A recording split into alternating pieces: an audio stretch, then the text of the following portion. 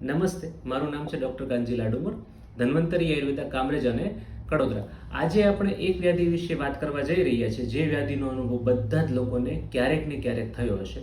એ વ્યાધિ એટલે કે અમ્લપિત્ત. અમ્લપિત્ત એટલે કે એસિડિટી. એસિડિટીને આપણે બધા GERD, સિવિયર એસિડિટી કે ગેસ્ટ્રેટાઇટિસ વિશે જાણીએ છીએ. તો ચાલો જાણીએ કે એસિડિટીની અંદર કેવા કેવા પ્રકારના લક્ષણો જોવા મળે છે. એસિડિટીની અંદર અપચો થાય છે, થાક લાગે છે, તેમજ નોઝિયા એટલે કે ઉલટીને ઓબકા થાય છે, ખાટા તીખા ઓડકાર આવે છે, તેમજ ગળા અને છાતીની અંદર બળતરા થતી જોવા મળે છે, તેમજ ભૂખ સરખી લાગતી નથી એટલે કે અરુચિ થાય છે. આ બધા પ્રકારના લક્ષણો એસિડિટીની અંદર જોવા મળતા હોય છે. તો ચાલો જાણીએ કે એસિડિટી થવાના કારણો શું છે. એસિડિટી થવાના મેઇન 3 કારણો છે. એમાં પહેલું કારણ છે કે ખાવા પીવામાં થતી ગડબડ એટલે કે વધારે પડતું જમવાથી એસિડિટી થવાની સંભાવના વધે છે. સમયસર ના જમવાથી એટલે કે પિત્ત કાળમાં ના જમવાથી પણ એસિડિટી થતી જોવા મળે છે. વધારે પડતું ફાસ્ટિંગ કરવાથી પિત્ત વધવાના લીધે પણ એસિડિટી થતી જોવા મળે છે. તેમજ બહારનું આથાવાળું, મેંદાવાળું, વાસી, ઠંડુ પણ લેવાથી એસિડિટી થતી હોય છે.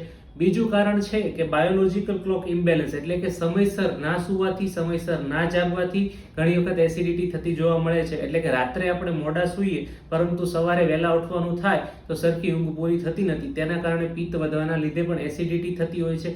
ત્રીજું, વધારે પડતું મેન્ટલી સ્ટ્રેસ લેવાના લીધે પણ એસિડિટી થતી જોવા મળે છે. એટલે કે સ્ટ્રેસ લેવાના લીધે પિત્ત વધતું હોય છે, જેના કારણે એસિડિટી થતી હોય છે.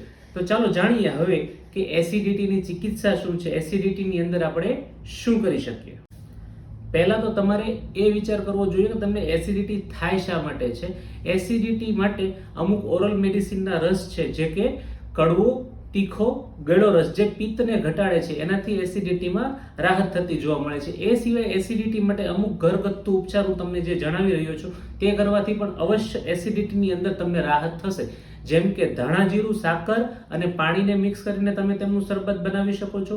વરિયાળી, સાકરને પાણીને મિક્સ કરીને તેમનું શરબત બનાવી શકો છો. તેમજ કાળી સૂકી દ્રાક્ષને રાત્રે પલાળી સવારે લેવાથી પણ એસિડિટીમાં આરામ એટલે કે પિત્તનો ઘટાડો થાય છે. દૂધની અંદર ગુલકંદને મિક્સ કરીને પણ તમે લઈ શકો છો. તેનાથી પણ તમને એસિડિટીમાં ઘણો બધો ફરક દેખાશે.